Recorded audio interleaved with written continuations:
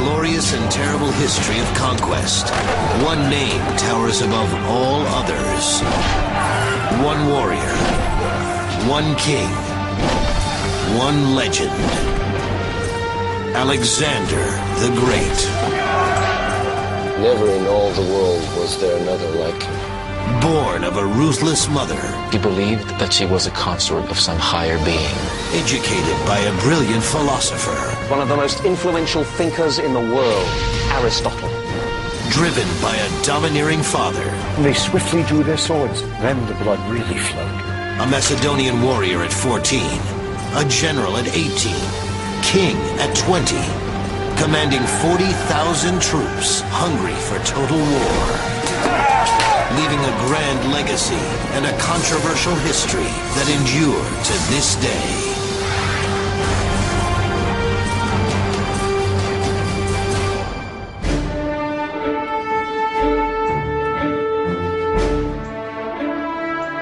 More than 2,000 years ago, this was the home of a man who many consider to be the greatest warrior in history. We are in northern Greece, at the remains of the ancient city of Pella, where once stood the palace of King Philip II of Macedon, the father of Alexander the Great. In the 4th century BC, Alexander was raised here to conquer the world. We are going to explore the journey of those conquests, which spanned 12 years, 22,000 miles, and covered the territories of what are now Greece, Turkey, Lebanon, Egypt, Iran, Iraq, Afghanistan, and Pakistan. We're going to examine the complex personality of a man who may have considered himself to be a god, and yet who died a mere mortal at the age of 32. Like Alexander, we too have a mission: to answer questions that have been debated by historians for centuries. Who was Alexander? What drove him on? And how could he, at such a young age, have conquered such a vast empire? Most of what we know about Alexander the Great comes from 4 ancient historians who wrote several hundred years after Alexander died in 323 BC. They based their manuscripts on the journals of men who lived and fought alongside the legendary warrior. The historians include Arrian, a Greek author and statesman, Diodorus of Sicily, Curtius Rufus of Rome, and the Greek philosopher Plutarch, the only writer to document Alexander's boyhood and devote considerable time to analyzing his character. When the portrait painter sets out to create a likeness, he relies above all upon the face and the expression of the eyes, and pays less attention to the other parts of the body. In the same way, it is my task to dwell upon those actions which illuminate the workings of the soul. And so we begin the astonishing tale of one man whose short life of 32 years gave him historic immortality. It is 356 BC, the year of Alexander's birth. In an area of northern Greece known as Macedonia, or Macedon, King Philip II rules a population that other Greeks consider inferior. We get this impression that the Macedonians are barely literate, that they are boorish, that they are beneath the high level of culture that is exhibited by many Athenians, and furthermore that they're dangerous, as represented by the king, Philip II. But the Macedonians are very wealthy. They control areas filled with gold and silver mines. Philip exploits these riches to the fullest. He assembles, trains, and equips an army that is one of the finest in the world. The reign of Philip was a developing awful shock for them, that this disorganized Macedonian kingdom had suddenly become organized. Thanks to the mines, it had enormous economic power. But where there is power, there is also passion. In 357 BC, at age 26, Philip becomes passionately involved with a young woman named Olympias from the Greek region of Epirus. He asks her hand in marriage, and Olympias agrees to become one of his numerous brides. He certainly did have the reputation of he married a fresh wife with every campaign he undertook. The object of that remark being that he wanted to make himself diplomatically safe by contracting these various alliances. Philip is smitten with the beauty of Olympias, but he is not fully aware that she has an eccentric, wild side, associating herself with mystic cults and mythologies. She's a fiery character, and she is political, she is religious, but above all, she's dynastic. Make no mistake about it, Olympias's main interest throughout her life was clearly getting her son Alexander onto the throne. I think she was, as far as the succession of her son Alexander was concerned, absolutely ruthless. Philip's marriage to Olympias brings the king greater worries and challenges than he ever faced on a field of battle. On the night before the marriage was consummated, the bride dreamed that her womb was struck by a thunderbolt. Philip saw himself in a dream, in the act of sealing up his wife's womb, and upon the seal there was the figure of a lion. At another time, a serpent was seen stretched out at Olympias' side as she slept. And this weakened Philip's passion and cooled his affection for her.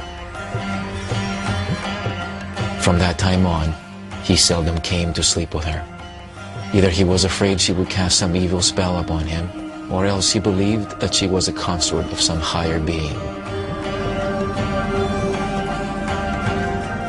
The relationship between Philip and Olympias is destined to be a tumultuous one. Philip himself secretly witnesses this serpent lying in bed with Olympias. The experience concerns him greatly. As the king of all Greek gods, Zeus is frequently represented in the form of a serpent.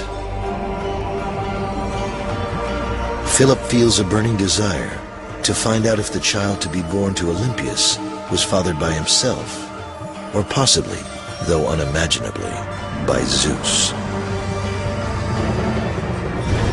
There is only one place for Philip to obtain an answer: the Oracle of Apollo at Delphi.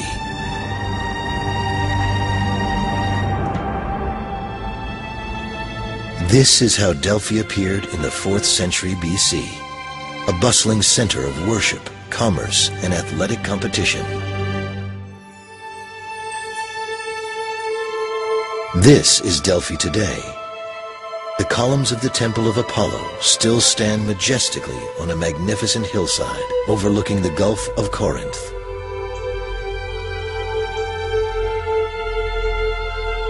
For us, when we hear the word, the Oracle of Delphi, what we understand is the place. The person is the prophet. What she told us was a prophecy. So that's the holy place that is dedicated to Apollo. And Apollo was the sun god, the god of music and poetry. On the other hand, in Delphi, Apollo could tell people the future, so he had that special charisma. Therefore, we call it an oracle. So that's the Oracle of Delphi. Inside the oracle, you can see the treasuries, the statues, the dedications, the temple. That's the most important building. Underneath was the cellar, the holy room. Aviton, there was the priestess. From there she would tell people the future.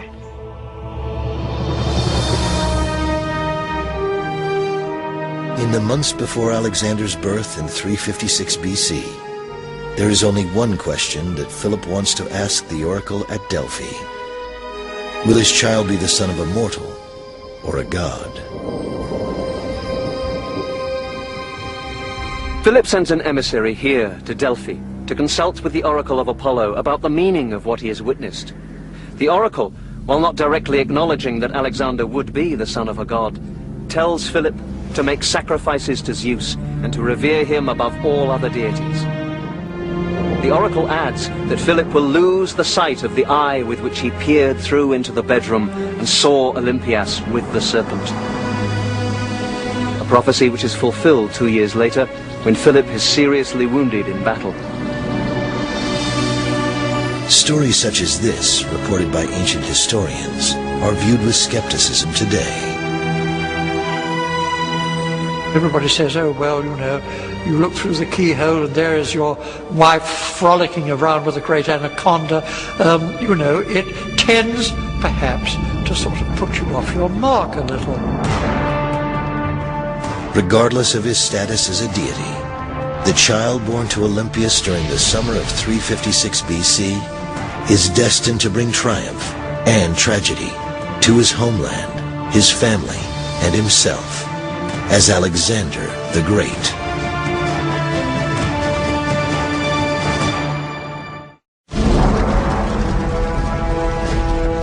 At the time of Alexander the Great's birth in 356 BC, the troops of Philip II are engaged in expanding his kingdom. 2 cities in the Macedonian region of northern Greece are prominent. Aegae, now called Vergina, is the first Macedonian capital and continues to be an active place of ancestral worship, politics, and art. Remains of a large palace still exist, as well as an outdoor theater where celebrations, performances, and athletic competitions are held. In the 4th century BC, Pella becomes the active Macedonian capital and home of King Philip II. This is where Alexander the Great grows up. He lives a life of royalty, but he is by no means a spoiled rich kid. His ambition and curiosity about the world are limitless. Alexander is a boy of incredible intellect. His favorite author is Homer, and he regularly sleeps with a copy of Homer's poems by his bedside. At Pella, he is educated in a school reserved for the children of Macedonian nobility. At this academy, he's given the finest training, academic, athletic, and military. But at the age of 13, an event occurs which convinces Philip that his son's intelligence is only surpassed by his courage. There came a day when Philonicus the Thessalian brought Philip a horse named Bucephalus, which he offered to sell for 13 talents. The king and his friends went down to the plain to watch the horse's trials, and came to the conclusion that he was wild and unmanageable. Philip ordered it to be led away. But Alexander, who was standing close by, remarked, "What a horse they're losing, and all because they do not know how to handle him or dare not try." Alexander went quickly up to Bucephalus, took hold of his bridle, and turned him towards the sun, for he had noticed that the horse was shying at the sight of his own shadow. Alexander vaulted safely on his back.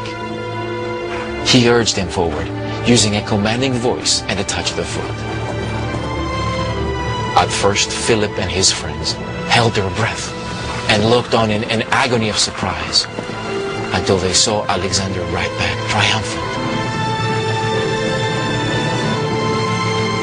His father, we're told, actually wept for joy. When Alexander had dismounted, he kissed him and said, "My boy, you must find a kingdom big enough for your ambitions. Macedonia is too small for you." Whether fact or fiction, legend has it that Bucephalus becomes Alexander's favorite horse, one he ultimately rides into battle for years to come.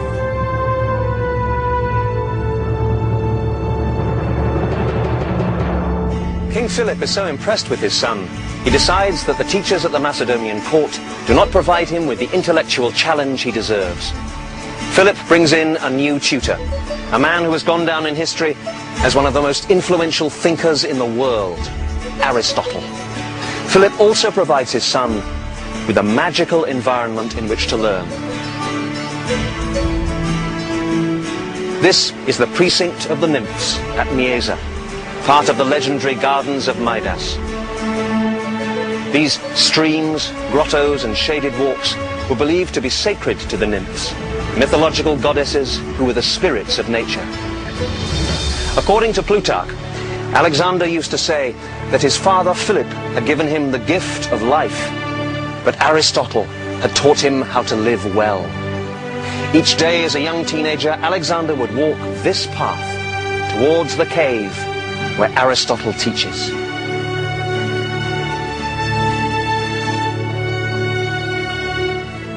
Aristotle was one of the widest-ranging minds that ever lived. A philosopher whose teachings covered ethics, politics, music, medicine, embryology, astronomy, botany, magnets, optics, history, zoology, rhetoric, poetry, and most important, curiosity. He teaches Alexander to make no assumptions. Every situation is different. Organize, analyze the facts before drawing conclusions. Add this to Alexander's natural spontaneity and you have a recipe for genius. It is at this time, when Alexander moves from adolescence into manhood, that he meets Hephaestion, the son of a Macedonian nobleman. Hephaestion ultimately becomes Alexander's closest friend, and many believe an intimate companion. As Alexander was growing into a teenager, both Philip and Olympias were scared that he was growing up as what the Greeks call a Guinness, which is a femme homosexual. And in order to put him right, what they both suggested was importing high-class call girls to show him what he should be up to. And it does raise the question of what do you do if you are a slightly feminine youth with an ultra-masculine, heavily bearded, militarily successful, hard-drinking, dominant alpha male father. And it does make one wonder whether the lifelong devotion and friendship that he had with Hephaestion was with the one person with whom he could relax and be himself. What really motivated Alexander, which is, I think, what everyone coming to grips with him has to realize, is he enjoyed the problems involved in putting together a massive army and using that massive army to gain strategic objectives. That's what turned him on.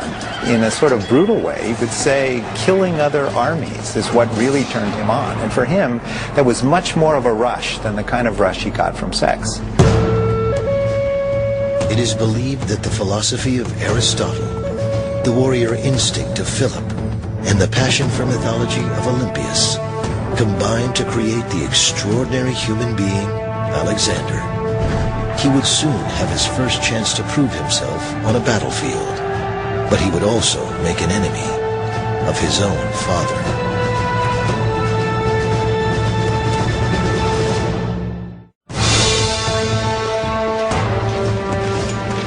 340 BC, King Philip II of Macedon, father of 16-year-old Alexander, is at war. His goal, to control Greece. The Macedonian phalanx is Philip's most powerful tool of war.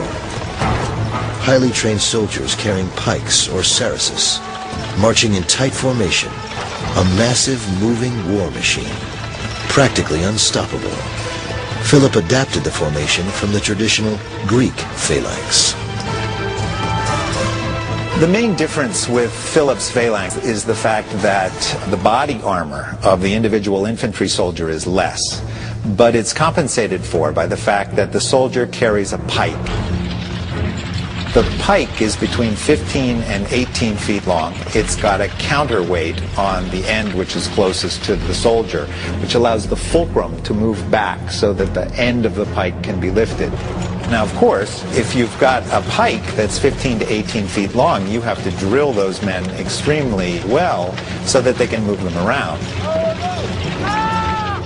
If you are faced with a Macedonian phalanx, you are faced with a front thousands wide.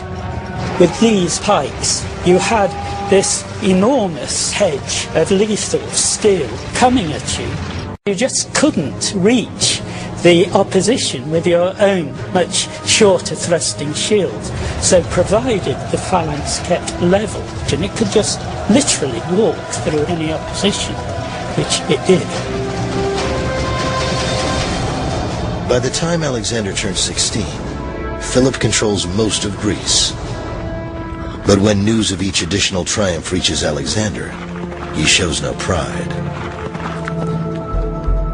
Whenever he heard that Philip had captured some famous city or won an overwhelming victory, Alexander would show no pleasure at the news, but would declare to his friends, "Boys, my father will forestall me in everything. There will be nothing great or spectacular for you and for me to show to the world." Alexander had no desire to inherit a kingdom which offered him riches, luxuries, and the pleasure of the senses. His choice was a life of struggle, of wars, and of unrelenting ambition.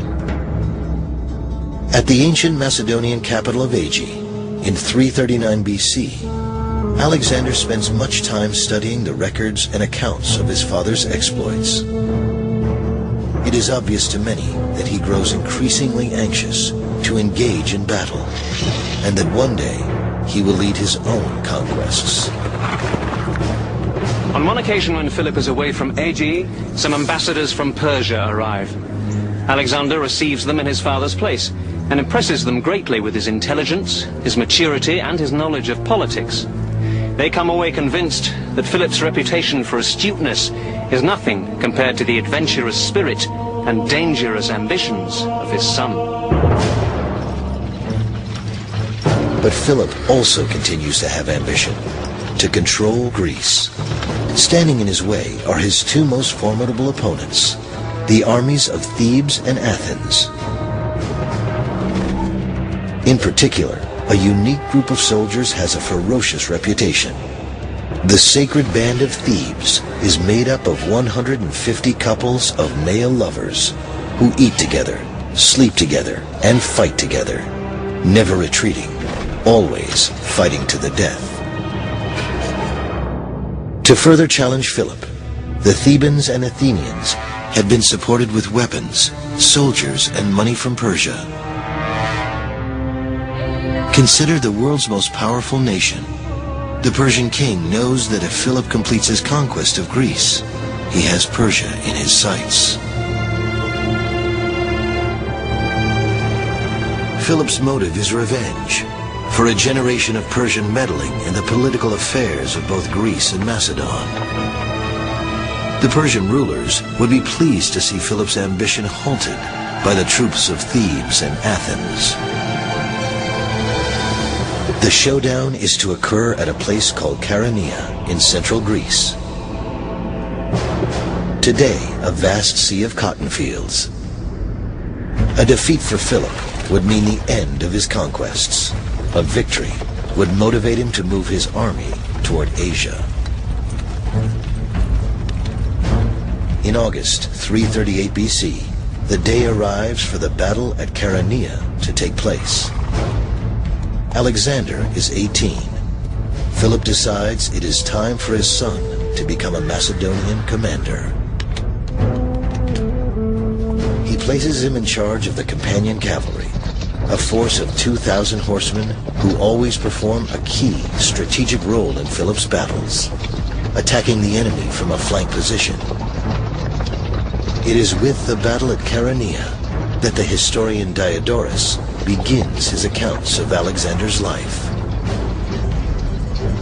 The armies deployed at dawn, and the king stationed his son Alexander, young in age, but noted for his valor and swiftness of action, on one wing, placing beside him his most seasoned generals, while he himself, at the head of picked men, exercised the command over the other.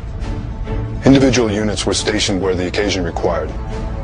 On the other side, dividing the line according to nationality, the Athenians assigned one wing to the Thebans and kept command of the others themselves.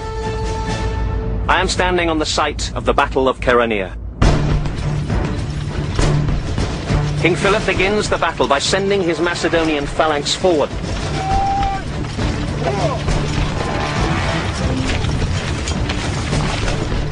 They smashed into the Athenian left wing. suddenly, the signal to retreat is given. Now, for a massed phalanx of infantry to move backwards, keeping formation, is an almost impossible achievement, only made possible because these are the finest infantry troops in the world. The Athenians and their allies now move forwards and left across the battlefield towards the apparently retreating Macedonians.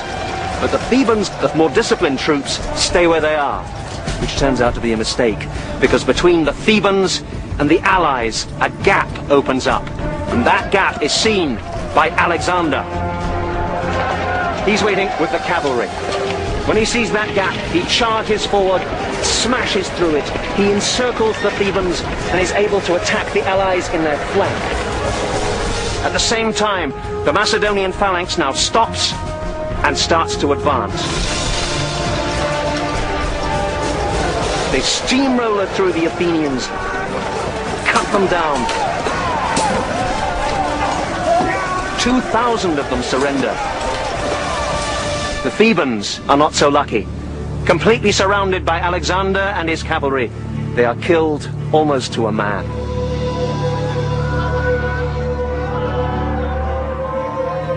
Following the bloody battle in August 338 BC, the fields of Chaeronea are filled with carnage.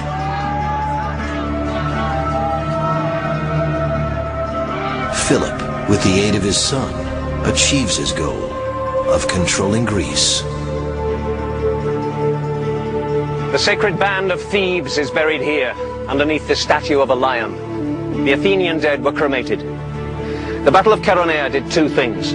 On a personal level, it proved Alexander to be an efficient and courageous commander of what was probably the finest cavalry force the world has ever seen. Politically, it established Philip's control over Athens and most of the Greek city-states. He could afford to be generous. He offered peace and the release of all prisoners. His terms were accepted. Alexander himself was sent with an honor guard to Athens, bearing the ashes of the Athenian dead. But relations between father and son were about to change. Never again would Philip trust Alexander with so important a task. The Battle of Chaeronea could have been the beginning of a father-son Macedonian dynasty. But the future holds in store a far different fate. One that inspires not mutual respect between Philip and Alexander, but hatred and distrust.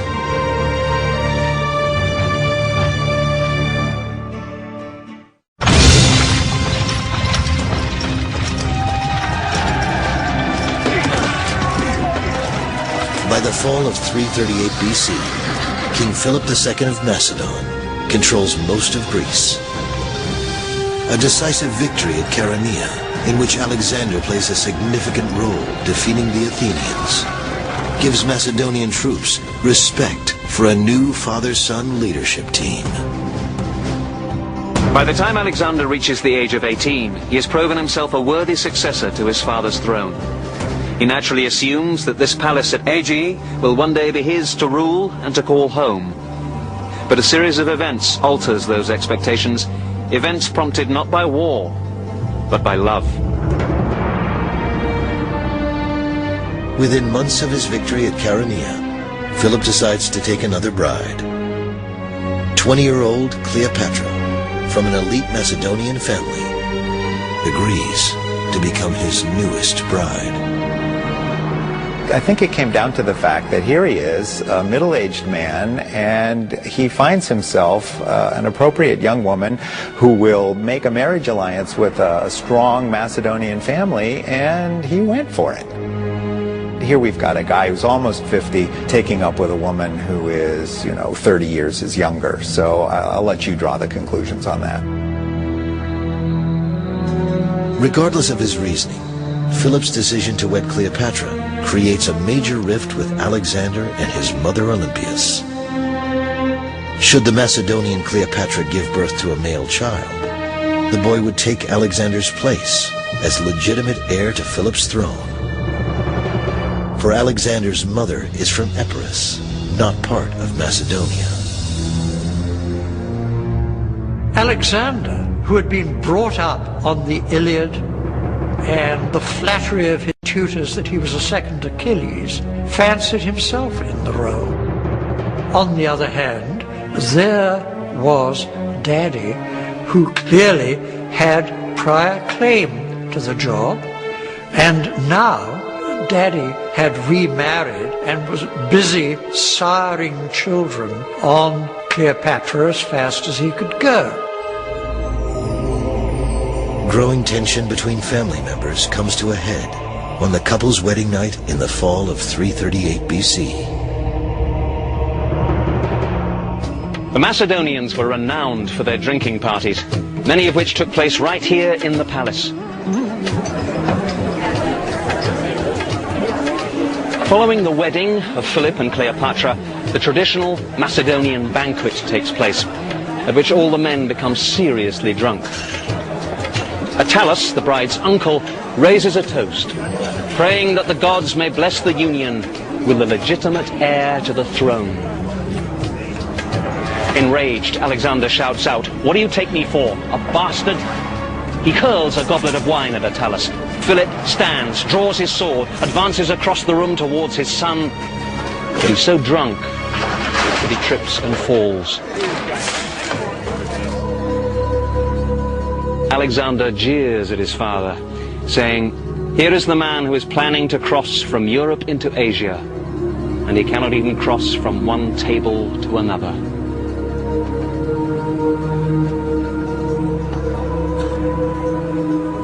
This incident devastates a father-son relationship, which took 18 years to build. It destroys the potential of a military partnership upon which family dynasties are often founded.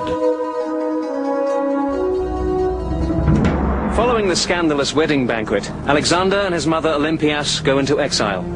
But Philip soon realizes that the state needs a recognized heir to the throne, and he needs a valuable military commander. He convinces Alexander to return home. But Olympias does not return. Despite the reconciliation, there is no guarantee that Alexander will one day be king. Within a year of Philip's marriage, Cleopatra gives birth to a son. If Philip lives long enough, the throne will not go to Alexander. It will go to his half-brother, a purebred Macedonian. While the intense discord among Philip, Alexander, and Olympias is far from reconciled, Philip now focuses on his ultimate goal.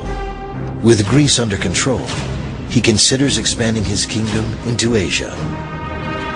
Philip sends a small expedition of troops under the command of his general Parmenio to Asia's western coast to assess obstacles and establish a bridgehead. Parmenio was his senior general, extremely important to him. He was his right-hand man, absolutely trusted.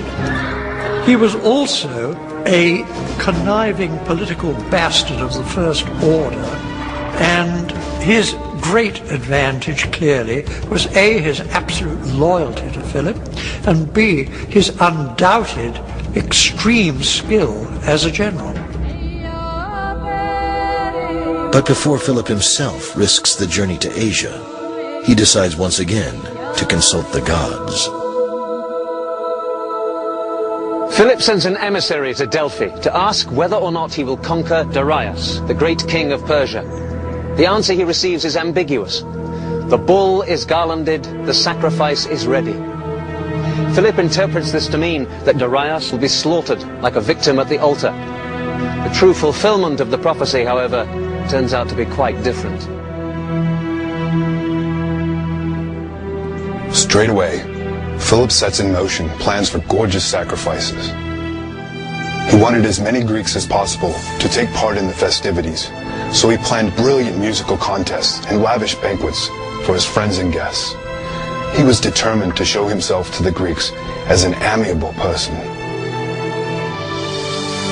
Philip's celebration takes place on the palace grounds of the ancient capital city of Aegae. It is October of 336 BC.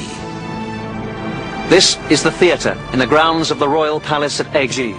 Here, thousands of Macedonians gather, together with King Philip and Alexander, for a festival in honor of the gods.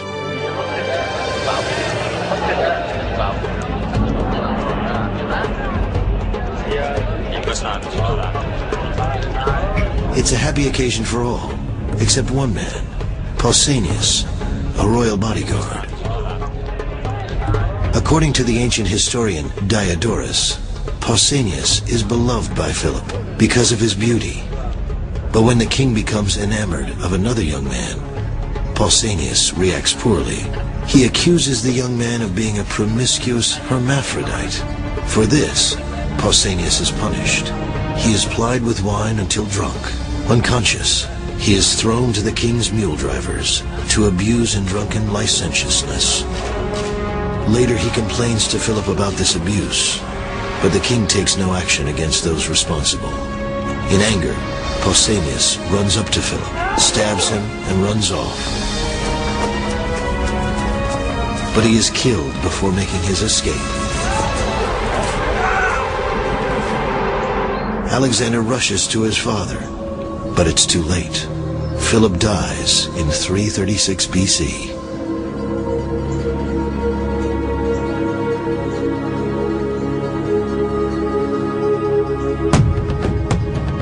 Conspiracy theories are immediately considered. Could Philip's wife, Olympias, have been involved to assure her son Alexander inheriting the throne? Could Alexander himself have played a role in planning the assassination? While such issues are investigated, an even more important question of urgency must be decided. Will Greece accept Alexander as its king?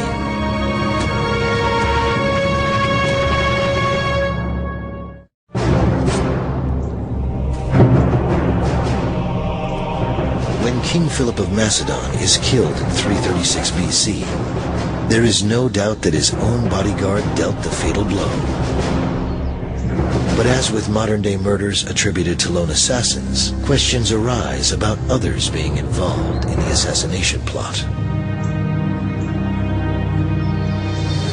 Conspiracy theories were thought of right from the beginning, particularly after Pausanias himself was very conveniently assassinated during the chase by Alexander's oldest school friends, which would have made it impossible for him to talk. The immediate suspicion fell on Olympias, and through Olympias on Alexander, and the truth we're never going to know.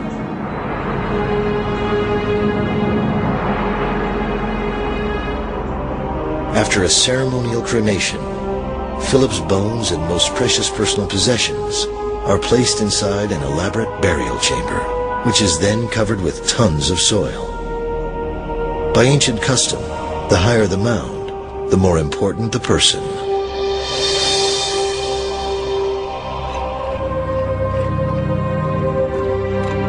Centuries later, archaeologists would consider this fact when deciding where first to dig. In an area of Vergina, Greece, not far from the ancient royal palace at Aegi. This is where King Philip II was buried, near his palace, underneath a man-made mound of earth which has become known as the Great Tumulus. The tomb itself remained hidden for more than 2,000 years, until discovered in 1977 by the Greek archaeologist Manolis Andronikos. 15 years later, a magnificent museum was built, literally, inside the tumulus. The Vergina Museum is a marvel of modern architecture and design, exquisitely exhibiting the items found in several tombs.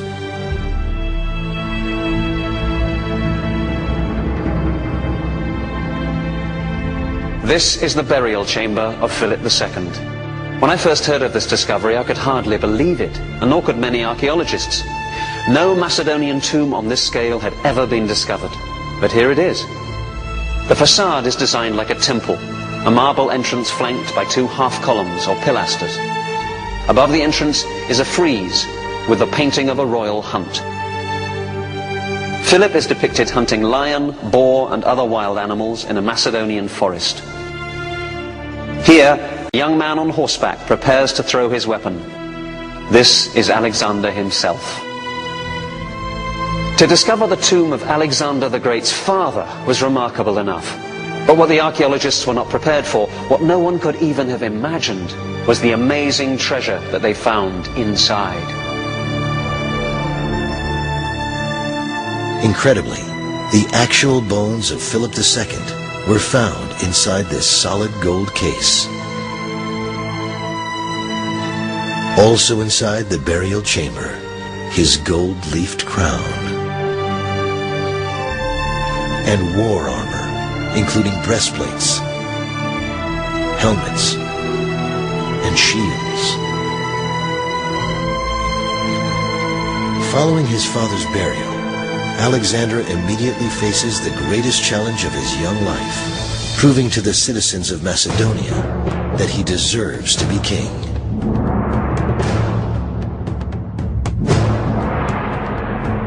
Alexander was only 20 years old when he inherited his kingdom, which at that moment was beset by formidable jealousies and feuds. Alexander's Macedonian advisors feared that a crisis was at hand and urged the young king to leave the Greek states to their own devices and refrain from using any force against them. Alexander, however, chose the opposite course and decided that the only way to make his kingdom safe was to act with audacity and a lofty spirit. He was certain that if he were to yield even a fraction of his authority, all his enemies would attack him at once. Within 6 months, Alexander leads the Macedonian army to regain control of Greece, earning the respect of his troops with decisive, courageous direction.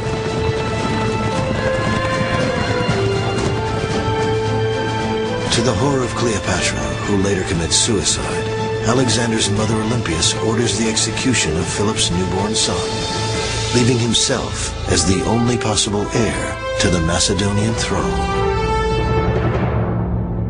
King Alexander then turns his attention toward what would become his life's goal, the conquest of Persia. But first, in the tradition of his father, Alexander decides to seek counsel from the oracle at Delphi to determine if he is indeed destined by the gods to defeat Darius and rule all of Asia. Unlike Philip, however, who always sent an emissary, Alexander goes himself in November of 335 BC. When Alexander arrives here at Delphi, he is told that he has come at the wrong time of year. The oracle cannot be consulted during the winter months. He must return in the spring. Alexander, not being one to take no for an answer, goes to the priestess and tries to drag her by force here to the temple. At last overcome by his persistence, she cries out, "You are invincible, my son." When he hears this, Alexander declares that he needs no other prophecy. He has obtained the answer he was seeking. As with many stories describing Alexander, it is difficult to separate myth from reality in the accounts of his visit to Delphi. But Alexander's passionate desire to please the gods and seek their guidance is a recurring theme in his life. As he is about to embark on what will be a 12-year journey, Alexander may or may not have a notion that he himself has some form of deified lineage.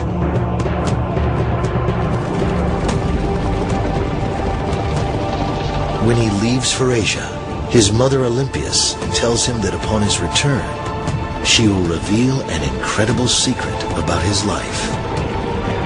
Many believe Olympias will address the haunting question that only she can answer. Is Alexander the son of a god, or is he a mere mortal man?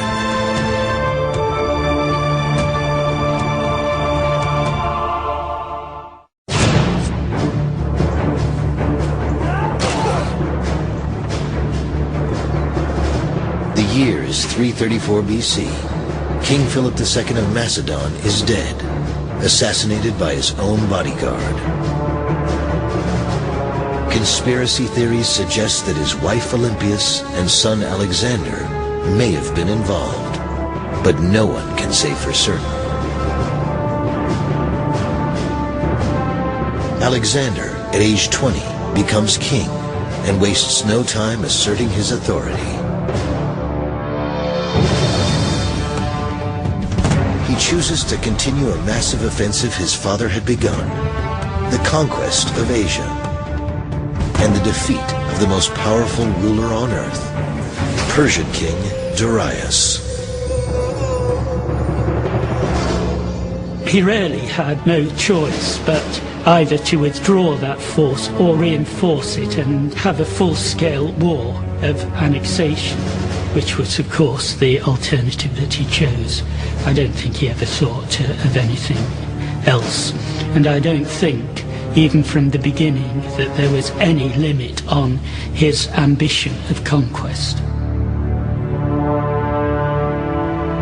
Alexander's invasion starts with a daunting logistical maneuver, transporting his army of 40,000 across the body of water separating Europe and Asia, the Hellespont.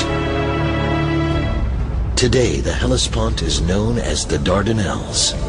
Ferry boats travel back and forth across the strait. Here, Alexander's troops cross into Asia, transported on an assortment of man-powered rowing vessels. Moving such a massive force is fraught with peril due to the possibility of foul weather and the fact that the navy of Persian King Darius is 3 times as large. This is the Asian shore of the Hellespont. The current here is strong and the winds can be brutal. Alexander's ships could be very vulnerable to naval attack as they ferry the army across. But Alexander has 2 strokes of luck. The weather is fine and the huge Persian fleet is far away, quelling a revolt in Egypt. Alexander doesn't hesitate. He's been dreaming of this moment, leading his troops into Asia to begin the conquest of the Persian Empire. He sets sail, halfway across, sacrificing a bull to the sea god Poseidon. He's first to set foot on the Asian shore, hurling a spear into the sand, claiming to receive Asia from the gods. He is not aware that nearby the forces of Darius are gathering, determined that this should be Alexander's first and last trial of strength. Persian King Darius considers young Alexander an upstart, to be quickly vanquished. The Persian ruler chooses not to waste his time commanding the troops himself. Instead, he sends his most trusted general Memnon, a Greek mercenary, who chooses a battleground where the terrain will work in his favor, the Granicus River. This is the Granicus today. In Alexander's time, it is 3 times as wide and deep.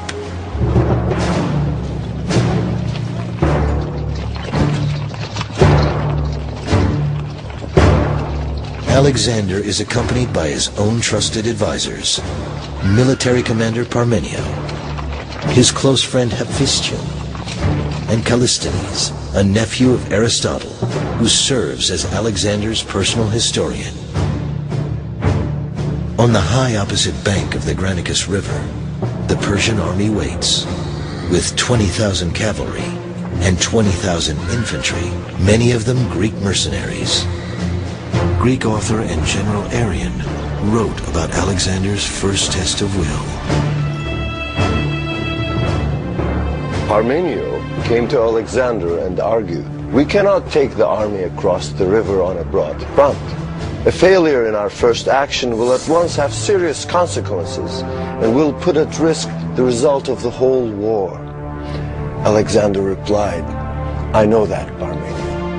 But I would be ashamed if I could cross the Hellespont easily and then found that this little stream could prevent us from crossing. It does not fit in with the way I react when I meet danger." Alexander proceeds to organize his army for a bold attack, one that many military leaders might consider foolhardy. Alexander plays a key role in the offensive, brazenly wearing a white-plumed helmet, marking him as the prime target of every enemy soldier.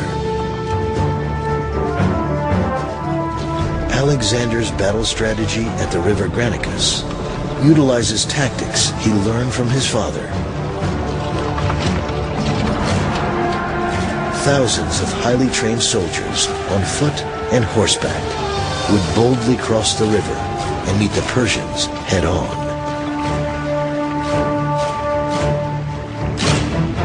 Alexander would cross the river upstream, leading his companion cavalry to attack the enemy from the right flank.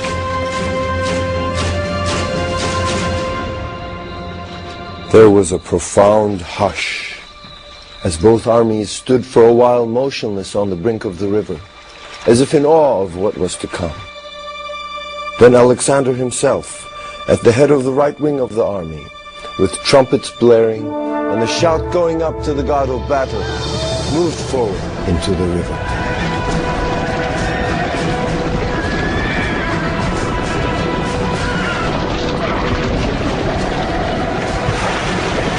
It seemed the act of a desperate madman rather than a prudent commander to charge into a swiftly flowing river which swept men off their feet and surged about them, and then to advance through a hail of missiles toward the steep bank, which was strongly defended by infantry and cavalry.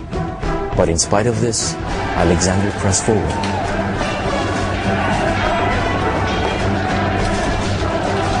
He was foolhardy, but there was a method in his madness.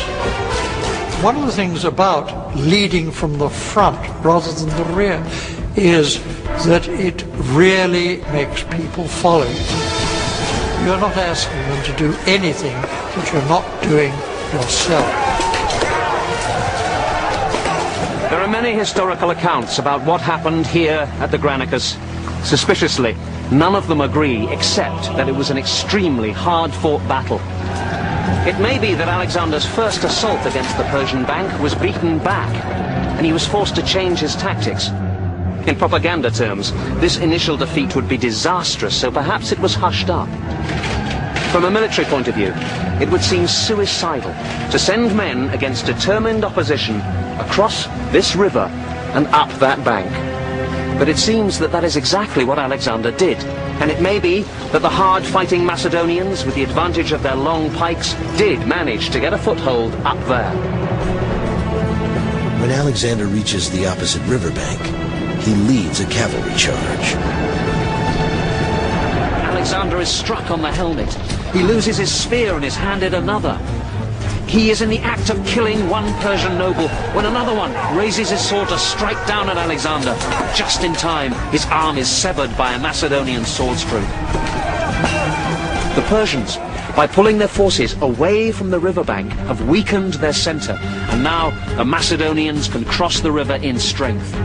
Squeezed between the pikes of the phalanx and Alexander's cavalry, the Persians break and run. Against all odds, Alexander defeats the Persian army at Granicus.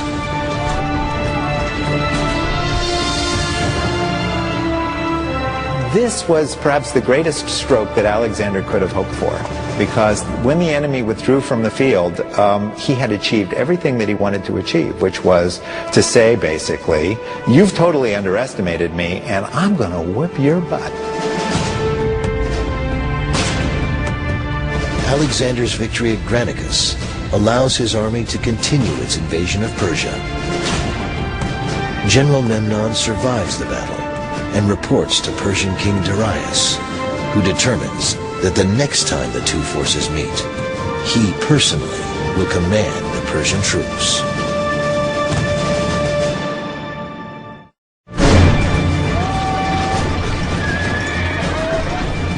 (334 BC).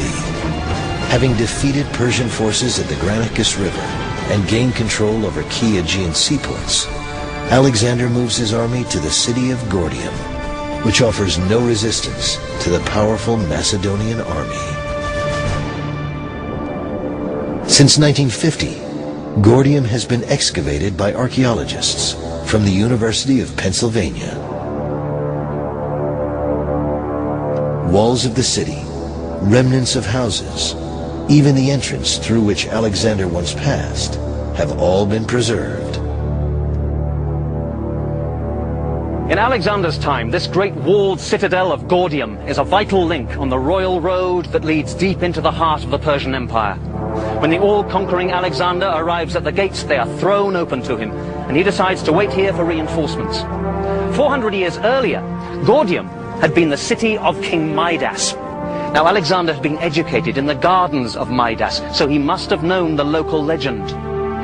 Gordius, Midas's father, had also come here from Macedonia, but he had arrived in an ox cart. When Gordius became king, he dedicated the ox cart here in the shrine of Zeus. Now, the shaft of the cart was connected to the yoke by a great knot, the ends of which were invisible. It was said that whoever could untie this knot would be the ruler of Asia. This is a time in which people absolutely believe in gods, in legends, and in symbols, and this is a great symbol. Once Alexander has publicly accepted this challenge, he has to succeed. He looks at the knot, but like everyone else, he can't see how to untie it. Then, as usual, Alexander thinks out of the box. He says, it doesn't matter how the knot is loosened. He draws his sword and cuts the Gordian knot. He hacks away at the knot until he opens it up. And then he finds the ends and unties it. Now, some people say this is cheating, but that night a great thunderstorm breaks over Gordium. Alexander believes that Zeus approves. Some modern-day historians believe Alexander's experience at Gordium reflects his mastery of the art of public relations as much as his religious fervor. Alexander was a master at the photo op.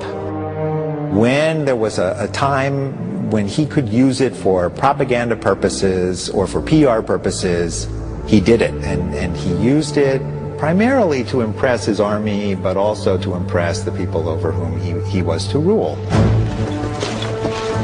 For Alexander's troops, there has never been a time of higher troop morale. But the most difficult tests are yet to come. Upon leaving Gordium, Alexander heads south when he learns that Persian King Darius is personally leading a massive army towards Issus to halt Alexander's conquest. Darius's troops have been estimated to number 600,000, but most historians agree that 60 to 100,000 is far more likely. Nevertheless, Alexander's troops, 30 to 40,000 strong, are severely outnumbered. Despite the advantage the size of his army provides him, Darius seeks counsel from one of his most trusted generals.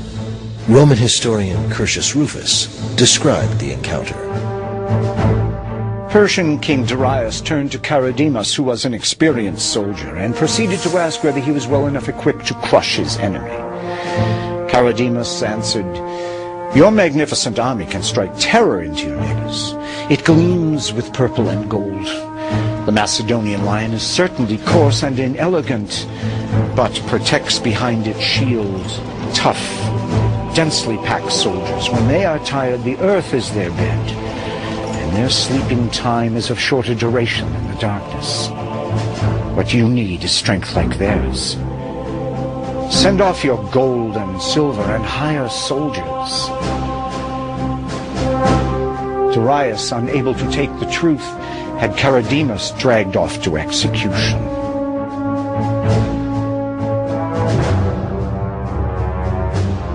Darius is confident that the Persian army under his personal command will defeat Alexander. But to give himself even greater advantage, Darius makes a strategic move that takes Alexander by surprise. The Macedonians anticipate Darius attacking from the south. Alexander moves his forces south from his Issus base camp to await the Persian army. But then, Alexander receives startling news. Undetected, Darius moves his army north through a mountain pass and captures Issus, severing Alexander's supply lines. Darius is now preparing to attack from the north. Alexander has no choice but to reverse his direction. It is November 333 BC, when Alexander finds his enemy waiting on the opposite bank of the river Pinarus, where it meets the Mediterranean Sea. This is the location today, the shoreline to the west and the hills to the east. Alexander halts his army several hundred yards before the river, though Darius gave his army a great advantage by cutting off the Macedonians from their supplies. Geography is in Alexander's favor. With the sea limiting one flank and the hills the other, there is less chance that the smaller Macedonian army can be completely surrounded by Persian forces. Alexander surveys the situation. A huge body of men was sighted in the distance. Alexander ordered his men to pitch camp just where they were. He was delighted that the issue would be decided there, in the pass. However, his confidence gave way to worry. Only a single night now separated him from a critical event. While his victory might be in doubt, one thing was quite certain, that he would die an honorable death, which would bring him great praise. When we consider Alexander in all his battles, one of the things obviously we have to take into account is how did he feel about it? Was he afraid? And to be honest, in just about every case, I see no evidence of any fear whatsoever. Did he have any fears? He may have had fears. Does he act like he had any fears? No. He is one of the few people that I can say in history that I have examined who acts with supreme confidence. The lines are drawn for what will be known as the Battle at Issus. Like the Granicus River, the Pinarus now becomes the Persian army's primary defense. Darius aligns infantry and cavalry along the riverbank and in a flanking position at the foothills. Riding in his chariot, Darius takes a central position from where he can observe the action and dispatch orders. Alexander prepares to do what he does best: anticipate, react, and adapt. Darius believes that his huge force of cavalry will win the battle, so sensibly he places them here, on the flat ground by the Mediterranean seashore. This is Alexander's left wing, where his Macedonian infantry are led by his trusted general Parmenio.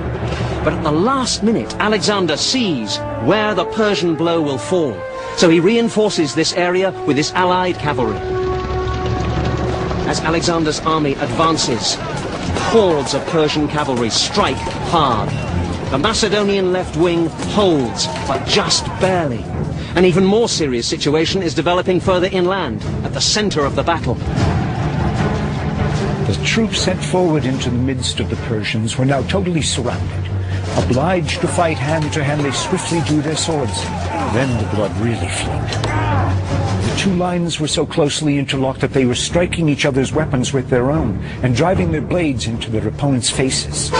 Only by bringing down his opponent could each man advance. But exhausted as they were continually being met by a fresh adversary. And the wounded could not retire from the battle as on other occasions because the enemy were bearing down on them in front while their own men were pushing them from behind. Even Alexander's powerful phalanx is in peril at Issus. Now the phalanx has one great weakness. This rough ground. In this kind of terrain, it's impossible to keep the ranks level and the files tightly packed. And as the Macedonians stumble across the riverbed, gaps open up in their phalanx. Darius's Greeks tear into the disordered Macedonians, who desperately try and keep their formations together. Here in the center, the Macedonian phalanx is stopped. They're in serious trouble.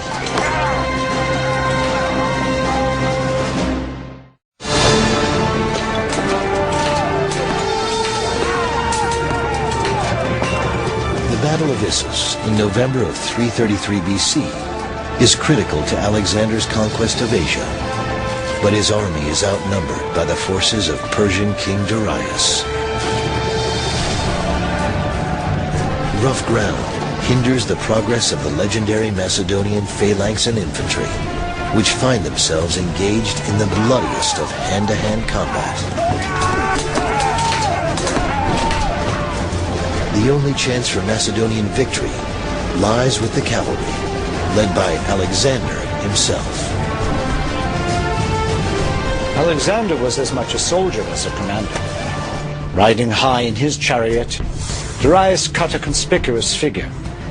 His brother Oxatheres saw Alexander bearing down on Darius and moved the cavalry under his command right in front of the king's chariot. Then the carnage truly took on cataclysmic proportions. Around Darius' chariot lay his most famous generals who had succumbed to a glorious death before the eyes of their king, and who now all lay where they had been fighting. Persian King Darius begins to panic, but the battle is far from over. Alexander turns his attention to his bloodied and beaten phalanx and infantry, still bravely trying to hold their ground. At this point, Alexander alone holds the key to victory or defeat. The usual problem with cavalry is that once you let it go, it's gone. That infantry running away there is a perfect target for cavalry, and just beyond them is the Persian camp with all its loot.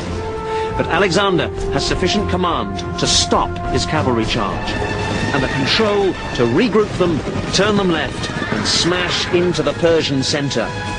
Here, Darius himself is directly attacked by Alexander. Too late, Darius discovers that the Macedonians' strongest force is their cavalry. In the savage fighting that follows, Alexander himself is wounded in the thigh. Darius, as he sees his royal bodyguard being cut to pieces, turns his chariot round and runs for his life. The Persian line folds up, and as evening falls, their retreat becomes a rout. Following this battle in late 333 BC, Alexander receives word that Darius' mother, wife, and 2 unmarried daughters are among those taken prisoner, and that they wrongly believe that Darius has been killed. When he heard this, Alexander sent word to them that Darius was not dead, and that they need have no fear of Alexander. He was fighting Darius for the empire of Asia, but they should be provided with everything they had been accustomed to when Darius was king. Alexander allowed them to keep the same attendants and privileges they had previously enjoyed, and even increased their revenues. And what he's doing is presenting himself as the next Persian king. He is the legitimate Persian king, and it is his duty to take care of the women folk. And by doing that, he's sending out a huge message to the rest of the world that I have the Persian women, I am the Persian king, the Persian nobles are coming over to me. For Alexander the Great, the victory at Issus in 333 BC is a dramatic turning point. He has defeated the most powerful army in the world, led by the most powerful ruler. Alexander continues his conquest of the Asiatic seaports. Cyprus and Phoenicia come easily under his control. During this time, Alexander receives a letter from Persian king offered him all the territory west of the Euphrates and the hand of one of his daughters in marriage, and on these terms proposed that they should become friends and allies. Alexander told his companions of this offering, whereupon Parmenio said, I would accept these terms if I were Alexander. So would I, by Zeus, retorted Alexander, if I were Parmenio. Alexander wrote his reply to Darius. First I defeated your generals. Now I have defeated yourself and the army you led. In the future, let any communication you wish to make with me be addressed to the king of all Asia. Do not write to me as an equal. Everything you possess is now mine. If you wish to dispute your throne, stand and fight for it, and do not run away. Wherever you may hide yourself, be sure I shall seek you out.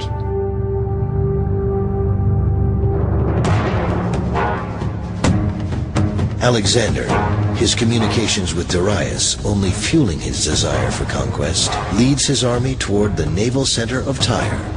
Alexander wishes to control Tyre because of its strategic location. The older part of the city is on the mainland, but a half a mile offshore is a heavily walled, impregnable island, also considered part of Tyre. I'm standing on the southern edge of the island of Tyre. Later earthquakes caused this area to slip into the sea, but this line of rocks marks where the ancient walls of the city once stood. Behind me was the southern harbour, one of two harbours in which the Tyrians kept their navy. If Alexander had his own ships, he could have mounted an amphibious assault from the sea. But more than a year earlier at Miletus, he'd taken the bold decision to disband his own ships and defeat the Persian fleet from the land by destroying its harbours and its bases of supply. Among the most important of those was Tyre itself. Controlling the island of Tyre means controlling the vast naval harbor. When Alexander arrives in January of 332 BC, the king of Tyre is away, serving with the Persian fleet. Tyrian envoys are sent to determine Alexander's desires. At first, Alexander tries diplomacy. This later Roman arch is close to where the old shoreline was. Here, the Tyrians come to greet Alexander.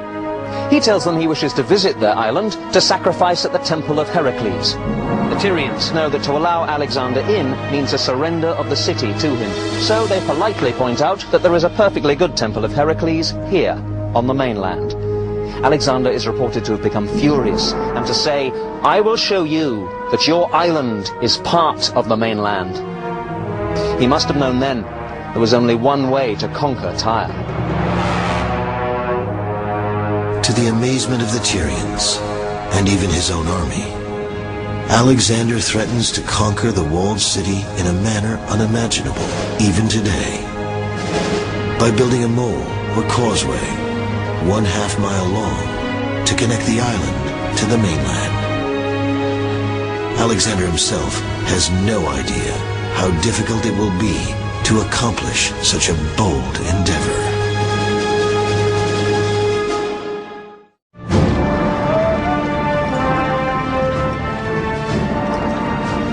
When Alexander the Great encounters unexpected resistance to his desire to conquer the walled island of Tyre, his plan of action to build a mole or causeway, allowing him to lay siege to the city, bewilders even his own men.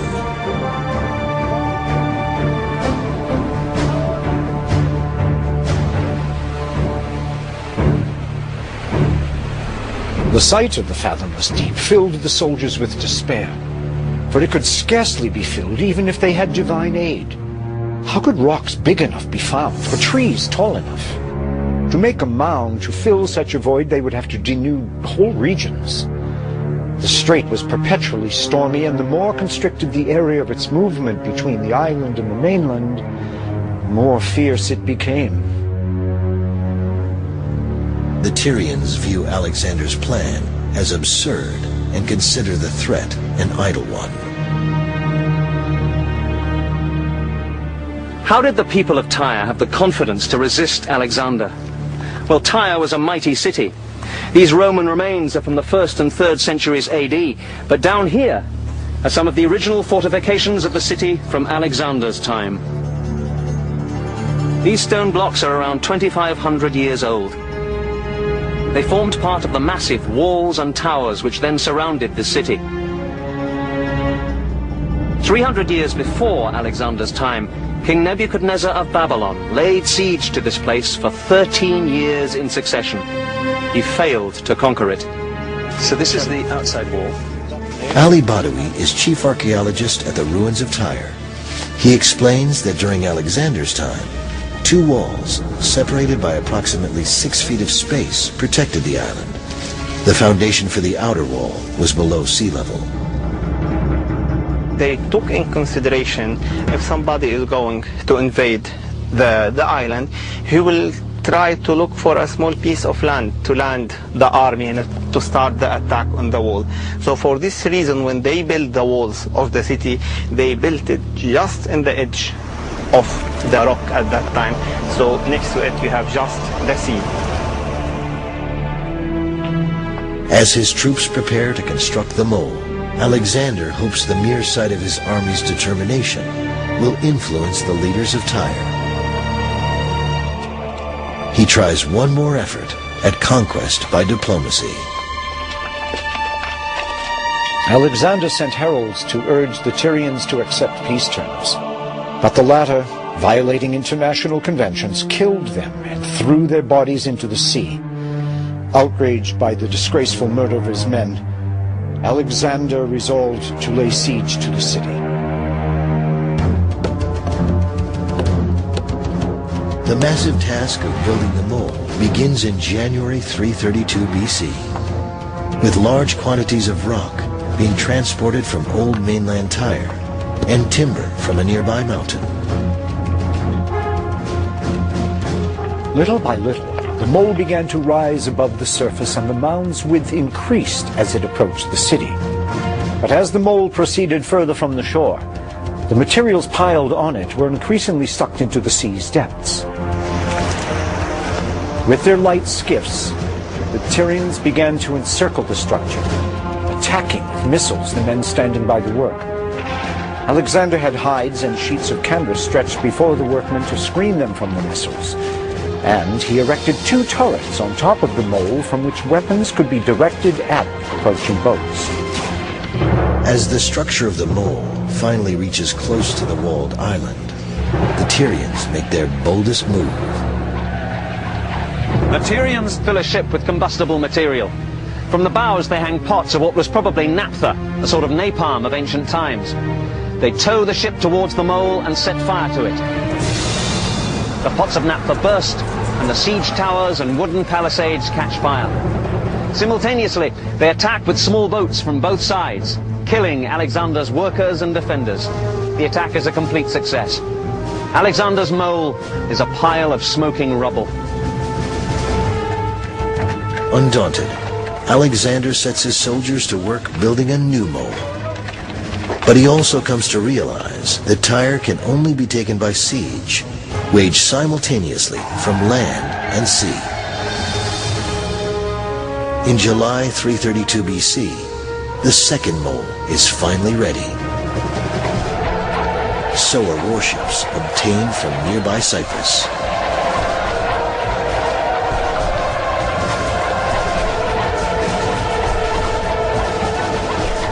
As the Macedonian infantry attacks the walls of Tyre from the mole, Alexander leads forces across gangways from the ships. A Macedonian commander named Admetus leads the assault and pays for it with his life. Alexander himself takes his place, and after bitter fighting, his men break through and gain a small part of the wall. It is all they need. I am standing on the inner defensive walls of Tyre, and here, sure enough, the archaeologists have found a small breach in the wall. They believe that it is in this place that the Macedonians poured through the ditches. They cut down the exhausted Tyrians, drove them north into the main part of the city. Attacked from the land and the sea, Tyre could not hold. The siege of Tyre by Alexander's troops takes 7 months. Truth of the matter is that in the end he went through with it because he was damn well not going to be beaten, because they had really irritated him past belief, and because he was going to sacrifice in that damn temple if he had to kill 10,000 people to do it. Some Tyrians made a hopeless last stand at their citadel, the Agonorium. Others fled for their lives here to the Temple of Heracles. Like most ancient sites, this one has been built over. A medieval cathedral was constructed on top of it. But down here was the old temple. Here Alexander comes to finally make his sacrifice to Heracles after 7 bloody months. Those found in here are spared. But outside these walls, a terrible massacre takes place. 8,000 Tyrians are slaughtered, 30,000 more sold into slavery. Today, this roadway is built literally on top of the mole, constructed by order of Alexander. His unrelenting, successful siege of Tyre sent a message to every other city in the path of his future conquests. What Alexander proves is that if he believes something is strategically necessary, he will stay at it and fight for as long as it takes in order to attain that goal. Conquering the walled island city of Tyre has gone down in history as one of the most incredible achievements of any army. Alexander, more confident than ever in the abilities of his troops and himself, continues toward the goal of defeating King Darius and conquering Persia. But first, he sets out to discover something even more personally significant. Proof that he is not only a man, but a god.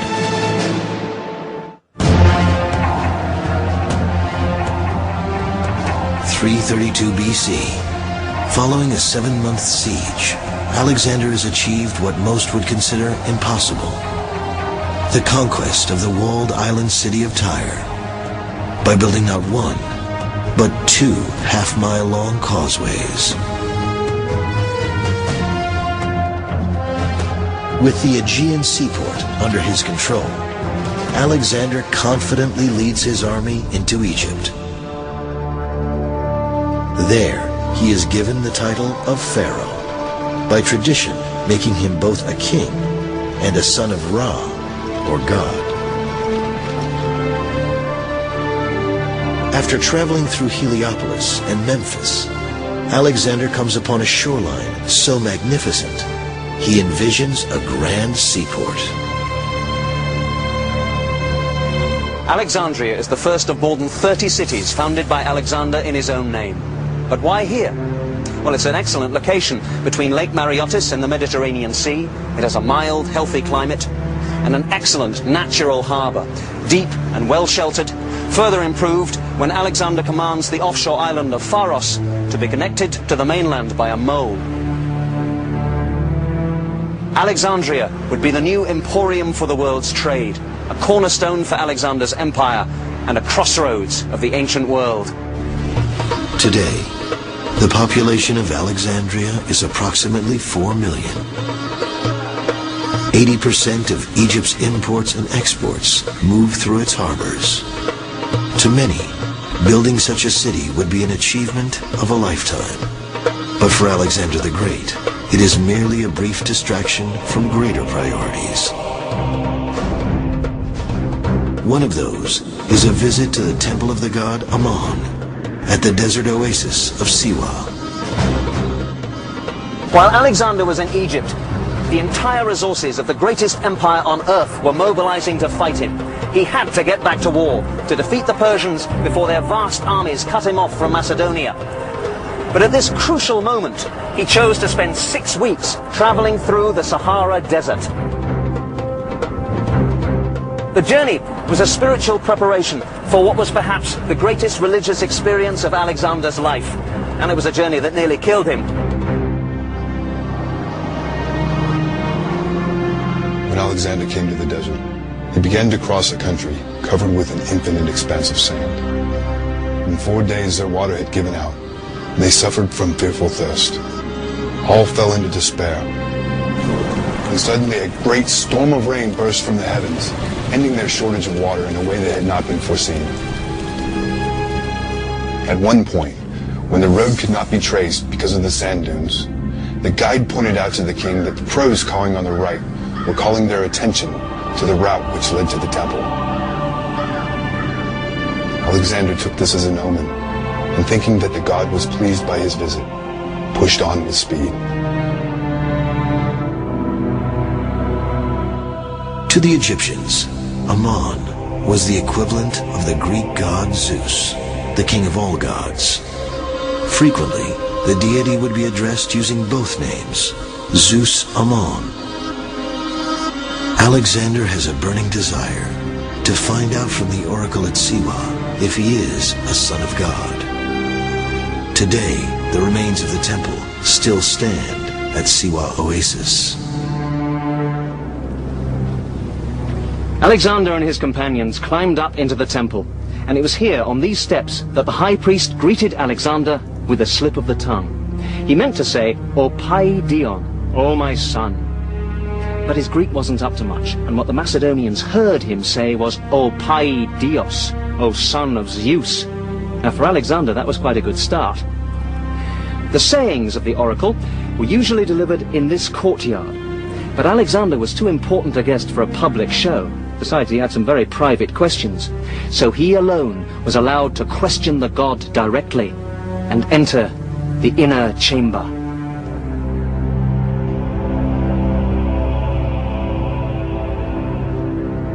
This is the holy shrine where the bejeweled statue of the ram-headed god Ammon was kept. Alexander stood here alone on this very spot to ask his questions. He never revealed what they were, but in later years they were said to be these. Would he conquer the world? Had all his father's murderers been punished? And was he indeed the son of Zeus? Alexander received his answers from the priests, who, supposedly, had not heard the questions. But in fact, beside this chamber is a narrow passageway. Here, the priests could listen in and then appear to give the gods answers. Now, it's easy for us to mock this as a fraud, but remember, oracles don't last for 2,000 years unless they're pretty accurate. The answers that Alexander received were these. Yes, he would conquer the world. Yes, all his father's murderers had been punished, which may have been a relief to Alexander. If he was in fact guilty of involvement in his father's death, he needed to know if divine retribution was on the way. The answer to the final question was clear. The priests told him that Philip was not his father anyway, and that he was indeed the son of Zeus Ammon, the son of God. No one is with Alexander when the priests at Siwa supposedly acknowledge him as the Son of God. There are no witnesses, only the word of Alexander himself. But as Alexander heads back through the desert to rejoin his army, his belief in his own invincibility is heightened. He would need every bit of this confidence in the months and years ahead. Alexander still faces a decisive battle with perhaps the only other mortal who might have considered himself a deity, Darius. And the Persian king is preparing a secret weapon for their next encounter, designed to render Alexander's most powerful war machine, the phalanx, useless.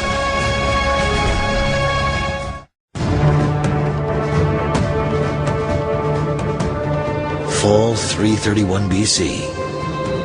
Despite dramatic victories at the Granicus River, Issus, and Tyre, Alexander the Great realizes he can never claim to rule Asia if King Darius remains free.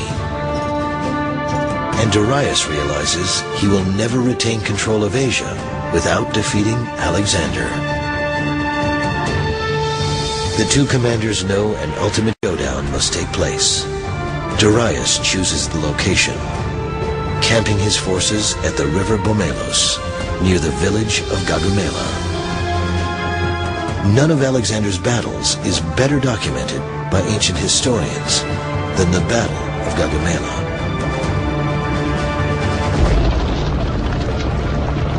Darius assembled his forces and made everything ready for battle.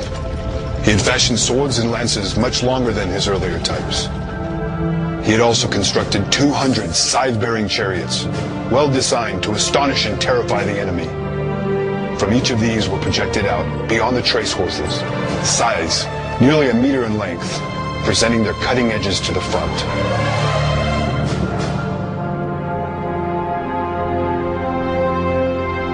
The night before the battle, several miles of rolling hills separate the two armies.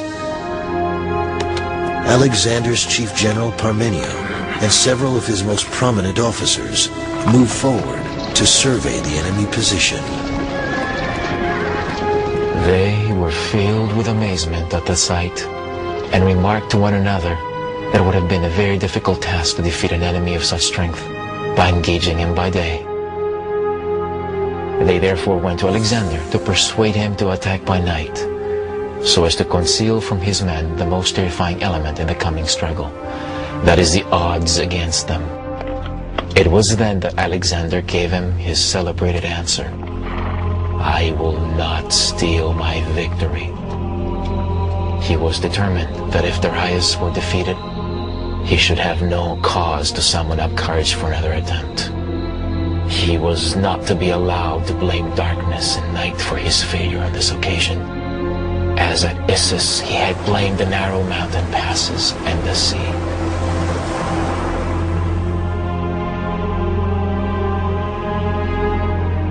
And there is this account of how he sat there at night into the darkness, figuring out strategy and tactics, finally got what he wanted, and this is the point, then just fell into a totally undisturbed sleep.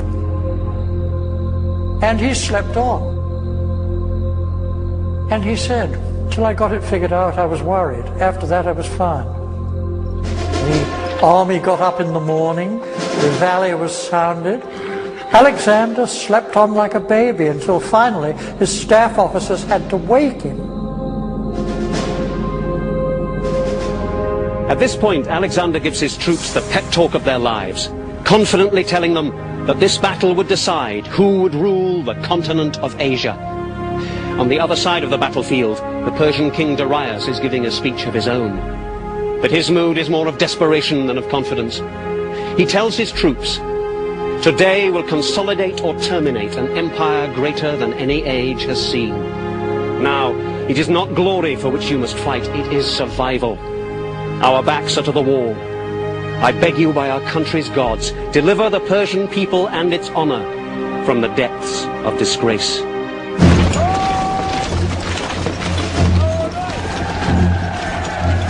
Slowly but methodically, Alexander's phalanx marches forward in formation to encounter Darius's new rolling weapons. The scythed chariots swung into action at full gallop and created great alarm and terror among the Macedonians. As the phalanx joined shields, however, all beat upon their shields with their spears as the king had commanded, and a great din arose.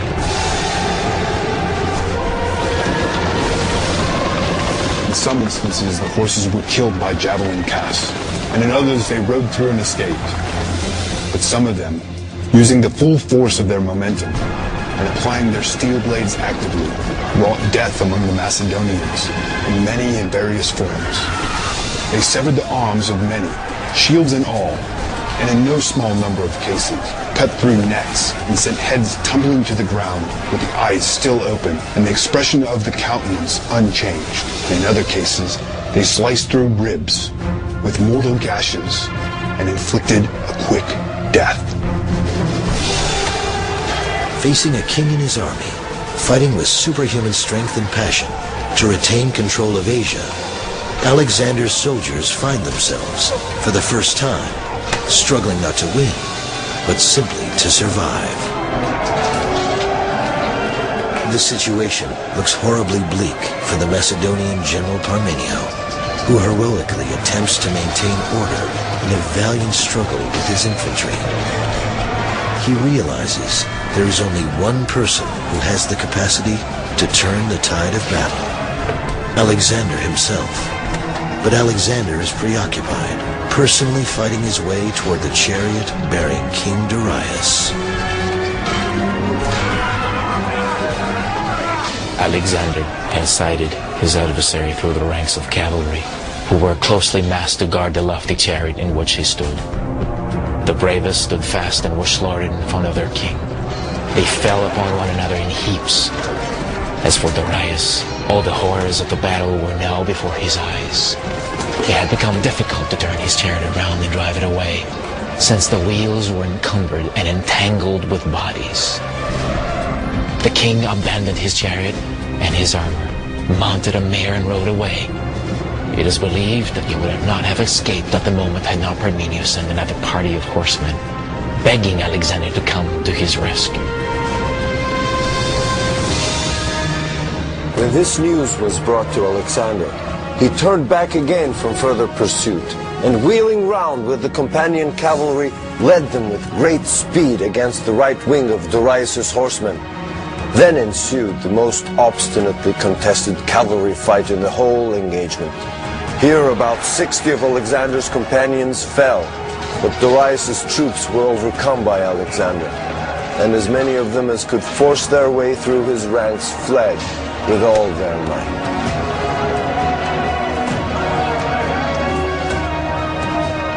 What may have first appeared to be impending doom for Alexander proves to be yet another episode confirming Alexander's genius as a commander.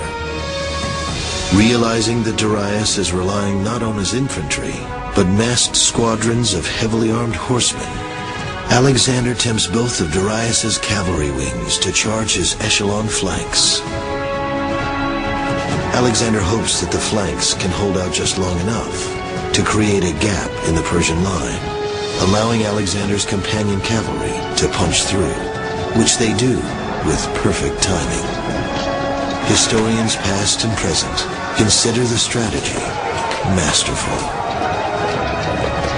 Alexander had a tactical brilliance there. The only thing that one can perhaps criticise is that he left the battlefield in pursuit of Darius, trying to get hold of him alive. Alexander wheels around and starts off in pursuit of Darius once more, keeping up the chase as long as there is daylight. Parmenio's brigade also follows, but when darkness falls, Alexander stops to rest his men and horses. Darius continues to ride away, leaving behind his chariot, spear, and bow. Again, Darius escapes. Although the Macedonian army is grossly outnumbered, the casualty figures reported by historians are nothing short of astounding. Some say incredible. Of Alexander's men, about 100 were killed, and more than 1,000 of his horses were lost, either from wounds or from fatigue in the pursuit. Of Darius' forces, there were said to have been 300,000 slain, and far more were taken prisoner than were killed. The Battle of Gaugamela leaves no doubt that Persia is now under Alexander's control. But of far greater importance for the warrior king is the capture of King Darius. Alexander knows Darius will be far more valuable governing Persia under his command than as a deceased ruler. But would he be able to capture the fallen king alive?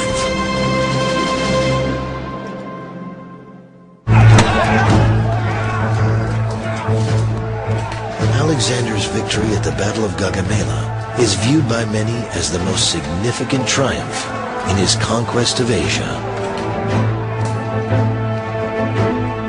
After the battle had ended in this way, the authority of the Persian Empire was regarded as having been completely overthrown. Alexander was proclaimed King of Asia, and after offering splendid... Within 4 months of his victory at Gaugamela, in January of 330 BC, Alexander takes over Darius' palace and the city of Persepolis in ancient Persia. Now, all of Persia, its capital city, and literally tons of gold and silver bullion belong to Alexander. The minimum estimate is of 180,000 talents of it, and you have to remember that a talent is 57.5 pounds weight. This made him the richest man in the known world. He could do what he liked. He could call himself God if he wanted. It's like taking over the whole of Fort Knox one afternoon, and that treasure was evacuated and sent in a great bullion train escorted by 6,000 Macedonians. Alexander described Persepolis to the Macedonians as the most hateful of the cities of Asia and gave it over to his soldiers to plunder. The Macedonians raced into it, slaughtering all the men whom they met and plundering the residences. Such was their exceeding lust for loot that they fought with each other and killed many of their fellows who had appropriated a greater portion of it. Some cut off the hands of those who were grasping at disputed property, being driven mad by their passions. Basking in the spoils of victory, Alexander remains with his army at Persepolis 4 months before continuing his conquest of Asia. Alexander had some great natural gifts, but all those were marred by his inexcusable fondness for drink. At a daytime drinking party, a courtesan claimed that if Alexander gave the order to burn the Persian palace, he would earn the deepest gratitude among the Greeks. The king was enthusiastic. "Why do we not revenge Greece, then, and put the city to the torch?" Alexander took the lead, setting fire to the palace, to be followed by his drinking companions. Such was the end of the palace that ruled all the East. The Macedonians were ashamed that a city of such distinction had been destroyed by their king during a drunken orgy. As for Alexander, it is generally agreed that when sleep had brought him back to his senses after his drunken bout, he regretted his actions. By the summer of 330 BC, there is little doubt, at least in Alexander's mind, that he rules Asia. But it isn't enough for Alexander to control Darius's kingdom. He passionately continues to pursue Darius, not to kill him, but to take him prisoner. It was, I suppose, the ultimate in legitimizing. The previous ruler recognizes him not merely as the conqueror, but as the natural monarch of Persia, and almost abdicates for him. How long he would have lived after that we don't know, but I'm sure that was the thinking behind it. The other important reason for getting his hands on Darius, either dead or alive, was to make sure, and alive is better than dead, to make sure that no pretenders pop up. He's fighting against a culture that is used to having pretenders pop up and say, "I'm Darius. No, I'm Darius. No, I'm Darius." And the reason why this could occur is because there's no ABC, NBC, CBS, there's no CNN, there's no C-SPAN. The only way you could be absolutely certain that you had gained control of the king of the previous dynasty and say, "We're done with this dynasty," is to have him alive in your possession. When Alexander learns Darius is heading north, he again takes up the chase. So rapid was the march that many of the men, unable to stand the pace, dropped out. A number of horses were worked to death, but Alexander pressed on regardless of loss. At this juncture, two important persons in Darius's army sought an interview with Alexander. They reported that Darius had been forcibly seized and put under arrest by his own commanders. Bessus, one of his generals, had assumed power in his place. Instantly, Alexander was on the march again, with greater rapidity than ever. June 330 BC. Alexander's army marches day and night to catch up with the Persian army under the control of Bessus. Within 2 weeks, Alexander has the Persian troops in sight. Even though the Persian army is still far greater in number than that of Alexander, thousands of Persian soldiers surrender. Bessus, however, would not allow such a fate for Darius. Bessus and his fellow conspirators came to Darius's wagon and started urging him to mount a horse and flee to escape his enemy. Darius, however, declared that the gods had come to avenge him and, calling for Alexander's protection, refused to go along with the traitors. At this they were furious. They hurled their spears at the king and left him there, run through many times. They also maimed his animals to prevent them advancing any further. Deprived of their leaders, the barbarians scattered wherever hope or panic directed them. With the great and powerful Darius lying severely wounded, only time would dictate whether Alexander would be able to capture him alive.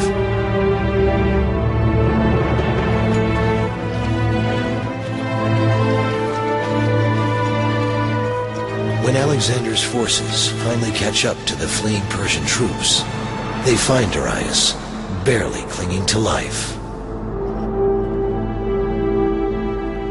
They found him at his last gasp. He asked for a drink, and he swallowed some cold water, which a Macedonian brought him. He said, "This is the final stroke of misfortune, that I should accept a service from you and not be able to return it. But Alexander will reward you for your kindness, and the gods will repay him for his courtesy towards my mother and my wife and my children." As he said this, he took the Macedonian by the hand and died. When Alexander came up, he showed his grief and distress at the king's death, and unfastening his own cloak, he threw it over the body and covered it. Later, after he captured Bessus, who had murdered the king, Alexander had the tops of 2 straight trees bent down so that they met, and part of Bessus's body was tied to each. Then when each tree was let go and sprang back to its upright position, the part of the body attached to it was torn off by the recoil. As for Darius's body, he sent it to his mother to be laid out in royal state. With Darius dead, Alexander's conquest will ultimately be assured. But in the ensuing months, Alexander faces new enemies within his own army and within himself.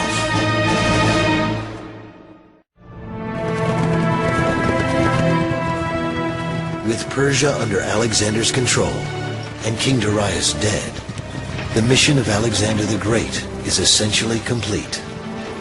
But Alexander now faces new dilemmas, far more complex than waging war. It's very revealing that it's after Gaugamela that the restlessness among the troops really begins to start, on the very reasonable basis that, look, we've done what we were set out to do. We have destroyed the control of the Persian Empire. We've done it. Now let's go home. At this time, Alexander becomes acutely aware of potential threats to his power.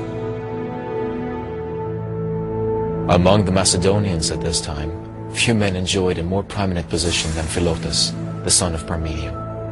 When Darius had been defeated, a beautiful Greek girl named Antigone was handed over to Philotas. He confided to her that all the greatest achievements in this campaign had been the work of his father and himself. Antigone repeated these remarks privately to Alexander. Once the king had begun to listen to these insinuations, Philotas's enemies brought innumerable accusations against them, including conspiracy. Philotas was executed, and immediately afterwards Alexander had Parmenio put to death as well. This was a man who had rendered many great services to Philip, and who, of all Alexander's older friends, had urged him more strongly to undertake the invasion of Asia. It is now widely believed that Alexander always had concerns about the loyalty of Parmenio and his son Philotas. For all practical purposes, the account given to him by Antigone gives Alexander the opportunity to take strong action he may have been considering for years. In October 330 BC, Alexander makes his close friend Hephaestion joint commander of the Companion Cavalry. The Macedonian army, now on the march for more than 7 years, moves towards India, and Alexander's erratic behavior continues. In 327 BC, at the age of 29, Alexander does something that is so out of character, it shocks even his closest associates. particularly his lifelong male companion and rumoured lover, Hephaestion. Alexander takes a wife. This is Roxane, the beautiful daughter of Oxyates, a baron whose mountain stronghold of the Sogdian rocks has been captured by Alexander. But why does Alexander marry? Well, it's a good political alliance with the local nobility, and there's a chance of producing a legitimate heir for his vast empire. But some ancient historians write that Alexander may indeed have had genuine romantic feelings for Roxane. Men who took part in the campaign used to say she was the loveliest woman they had seen in Asia. Alexander fell in love with her at sight, but captive though she was, he refused, for all his passion, to force her to his will, and condescended to marry her. Alexander confounds his associates even further when he decides that those under his rule should honor an ancient Persian tradition. For the ruler of the Persian Empire, it was essential to be seen to receive proskinesis from his subjects. Now, for the Persians, this is a matter of respect, a simple kiss of the hand. It could be combined with a bow, or with kneeling, or even prostration, face down on the ground. But for the Greeks, this gesture is a form of worship, exclusively reserved for the gods. Alexander's command is hotly contested by his followers, and Callisthenes, his official historian, refuses to do it. He speaks boldly to his longtime friend. You should remember Greece. For her sake you undertook this expedition into Asia. When you return home, will you force the Greeks, the greatest freedom lovers of all, to bow down before you? From this point, Callisthenes loses the favor of Alexander, and as so many have discovered before him, that can be a tragic mistake. Alexander orders Callisthenes, his own historian, to be executed. All it meant to Alexander was that here was this damned intellectual who'd served his purpose and was now becoming a nuisance, and was therefore expendable. And being expendable, he was thereupon expended. Alexander's desire to pursue Persian tradition slowly evolves into a life of hedonism. He clearly saw himself as a god, and he was being treated as a god. People have been reluctant to believe this because they think of Alexander through modern lenses. No one these days thinks of himself as a god unless he's nuts. But what of Alexander? Alexander now began to imitate the Persian luxury. He dressed himself in a white robe and a Persian sash. He added concubines to his retinue, in the manner of Darius, in numbering not less than the days of the year, and outstanding in beauty. Each night, these paraded about the couch of the king, so that he might select the one with whom he would lie that night.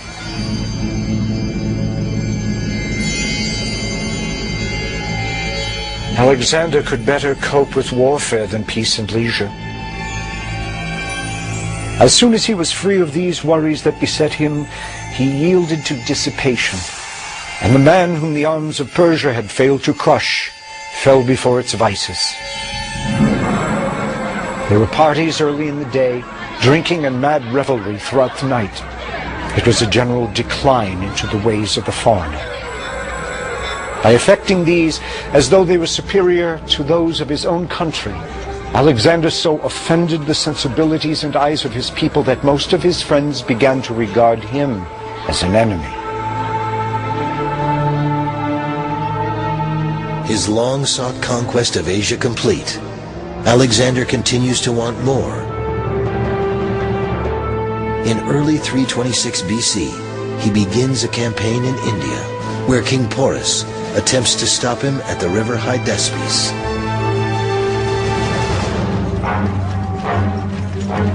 Alexander's forces find themselves fighting an enemy not riding just horses, but elephants. While the Macedonians prevail, the contest is the most difficult they have fought. A consequence of this battle with Porus was that it blunted the edge of the Macedonians' courage and made them determined not to advance any further into India. At first, Alexander was so overcome with disappointment and anger that he shut himself up and lay prostrate in his tent. His soldiers crowded around the entrance and pleaded with him, uttering loud cries and lamentations, until finally he relented and gave orders to break camp. Alexander was now eager to see the outer ocean. He had a large number of oar-propelled ferries and rafts constructed, and was rowed down the rivers on these at a leisurely speed. But his voyage was by no means a peaceful affair.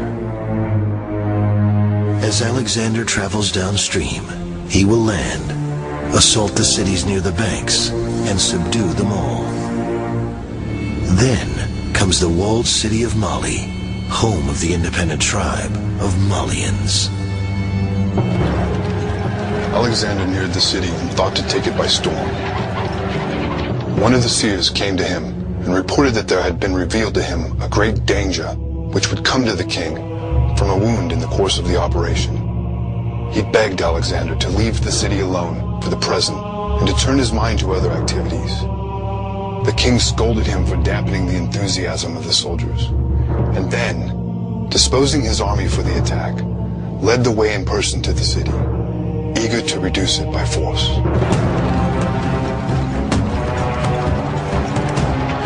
Alexander stationed his infantry in a ring around the outer defenses and moved up in close formation. The defenders took refuge in their inner stronghold. Here, they continued to resist, and not without success, for they turned and fell upon a small party of Macedonians, driving some of them out again, and killing about 25 before they could get away. Alexander, meanwhile, brought the scaling ladders into position all around the inner stronghold. But the men with the ladders are too slow for Alexander. Impatiently he grabs one himself, leans against the fortress wall, and is the very first to climb to the top, cutting down at the enemy left and right, until suddenly Alexander stands alone. To the horror of his men down below, he is now a perfect target for enemy archers. What he should do now is go back, jump down to rejoin his men.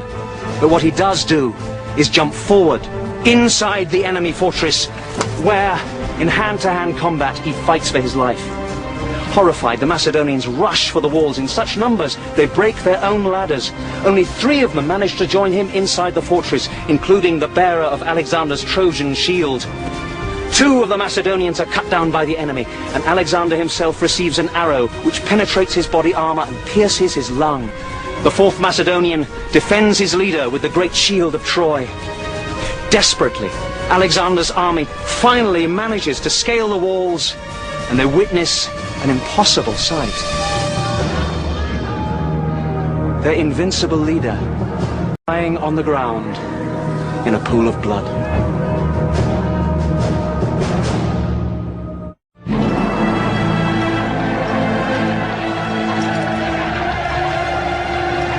For Alexander, leading the charge to take on the enemy at Mali in 326 BC is nothing new. The wound he receives is but one of several he suffers on the fields of battle. But for the seemingly invincible warrior, this injury is different. Alexander's troops realize it is life-threatening. Immediately, the rumor ran through the camp that Alexander had been killed. Meanwhile, his attendants, with great difficulty, sawed off the wooden shaft of the arrow and thus succeeded in removing his breastplate. They then had to cut out the arrowhead, which was embedded between his ribs. When it was extracted, the king fainted away and came very near to death. Even when the danger was past, he remained weak and for a long time needed careful nursing. Slowly, Alexander recuperates. During the next 2 years, he heads his army west, back towards Greece, half by land, half by sea. In July of 324 BC, Alexander suffers an even deeper hurt. His close friend Hephaestion dies of an unknown illness. Alexander is devastated. We are told that Alexander flung himself on the body of his friend and lay there nearly all day long in tears and refused to be parted from him until he was dragged away. Some have said that he had Hephaestion's doctor hanged for giving the wrong medicine. All the accounts agree that for 2 whole days after Hephaestion's death, Alexander tasted no food and paid no attention in any way to his bodily needs, but lay on his bed, crying. I think Hephaestion, because of his close personal relationship with Alexander, was one of these confidants. And when Alexander lost him, he lost a very, very close ally in developing policy. And you might even say that he begins to go downhill after Hephaestion's death. That he shows signs of losing some will after Hephaestion's death. Less than 1 year after Hephaestion dies, Alexander rests in Babylon, planning a possible conquest of Arabia, when he too becomes ill. During a 10-day period, what begins as a mild fever evolves into a mysterious, life-threatening illness. The soldiers were passionately eager to see him. Some hoped for a sight of him while he was still alive. Others wished to see his body, for a report had gone round that he was already dead, and they suspected that his death was being concealed by his guards. But nothing could keep them from a sight of him. And the motive in almost every heart was grief, and a sort of helpless bewilderment at the thought of losing their king. It is at this critical moment when the enormity of Alexander's influence is acutely felt by all who know him. It is my belief that there was in those days no nation, no city, no single individual beyond the reach of Alexander's name.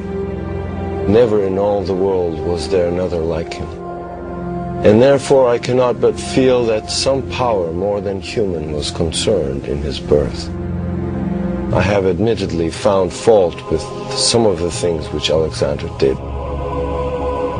But of the man himself, I'm not ashamed to express ungrudging admiration. It is also at this moment when Alexander's officers begin to question what will happen if Alexander dies. Who would rule the conquered territories? The prospect of ruling such a vast empire without Alexander is a daunting one. There is no doubt among Alexander's officers that no single human being could ever take his place. The territories would have to be divided. They also know that if Alexander himself does not proclaim who will inherit which regions, fierce jealousy would rear its ugly head, resulting in wars between the very leaders who fought united under the banner of one mighty king. Would Alexander be able to defeat his illness, resume his conquest, and lead his loyal forces to even greater glory? Or would he finally prove that he is not the immortal son of Zeus by dying the death of a mere mortal?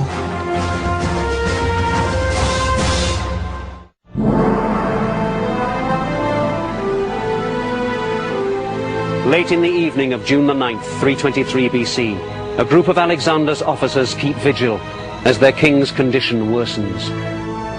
He tells them, "I foresee a great funeral battle over me." Towards the end, they gather round his bedside to ask the critical question, to whom will he bequeath his kingdom?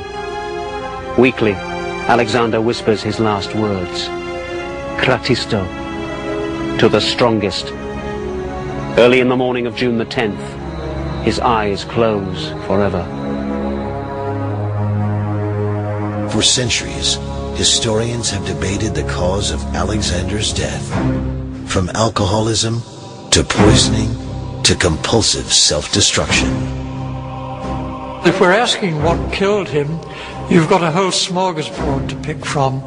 And again, funnily enough, it might be a case of all things conspiring together. He never really got over that terrible shovel-headed arrow wound that he got in India. That really nearly killed him. There is also the probably endemic malaria, whatever disease it was that he had during his last days.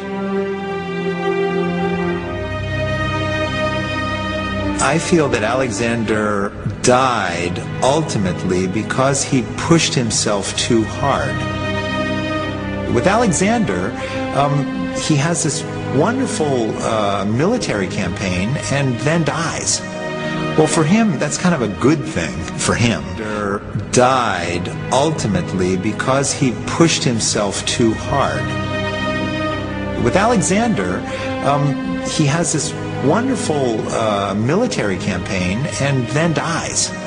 Well, for him, that's kind of a good thing for him, because I'm not sure he would have been real good as an administrator. Again, it comes back to your own personal opinion about what exactly made Alexander so great. But my feeling is that Alexander would have pushed himself until he died or burned out. And I think that had it not happened in 323, it would have happened in 321, or it would have happened in 320. I don't see Alexander mellowing out and living into an old age. Just as in life, Alexander was a powerful figure, so too in death. His corpse, while en route home to Greece, finds its final resting place instead in Alexandria, Egypt. In the chaos that follows Alexander's death, his embalmed body becomes a major asset. Alexander had said that he wished to be buried at Siwa with his spiritual father, the god Zeus Ammon. But the Macedonians want their noble leader to be buried at home. As the body is being transported by land in a golden sarcophagus, it is hijacked by soldiers under the command of Alexander's former general Ptolemy, now the new ruler of Egypt. Controlling the body of Alexander lends new power to the reputation of Ptolemy and his successors. For several hundred years, Alexander's sarcophagus is viewed here by thousands, including Julius Caesar.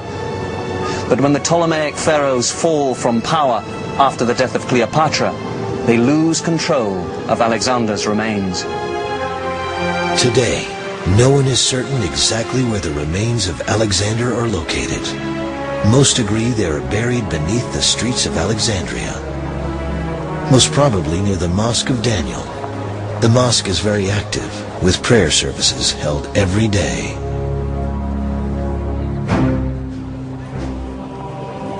If Alexander the Great was indeed buried somewhere near the Mosque of Daniel, then it's likely that he would have been brought here, part of the labyrinth of tunnels underneath all of Alexandria. These were designed as systems for the storage of water, and this particular one is directly underneath the mosque. This is believed to be a holy place, where the bodies of religious leaders have long been buried. Many attempts have been made to find Alexander's remains, but so far, none have come even close to success. The death of Alexander the Great brings to a close a conquest never again equaled by any warrior at any time in history. The statistics alone are staggering. One man leading 40,000 soldiers by foot and horseback, more than 20,000 miles over 12 years.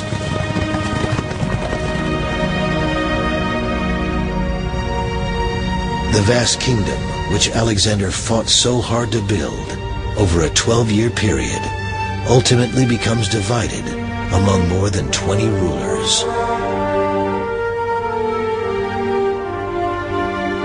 Today, historians, scholars and soldiers continue to debate the complex character of King Alexander of Macedon. Why do we call him Alexander the Great?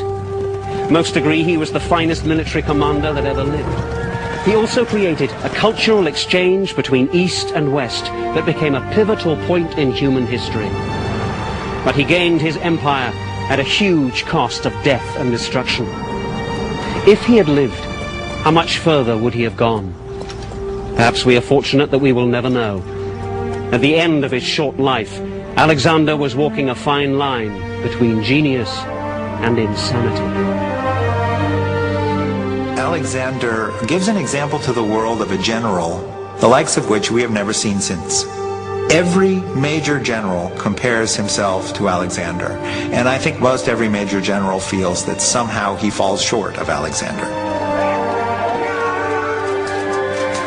Alexander himself was so powerful a figure that during his lifetime, men who afterwards became great kings, marshals, and leaders, while he lived, they were no more than senior officers, lance to his lion tamer.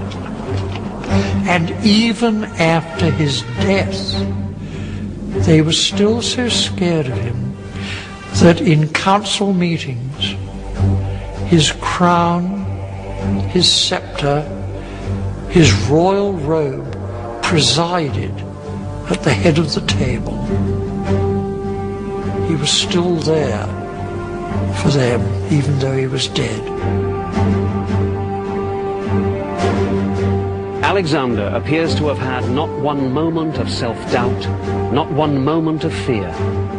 Whether he was a god or not, he certainly had the confidence of one. He had an absolute vision of his own greatness, and in the end, we are forced to agree with him. He is, and will always remain, Alexander the Great.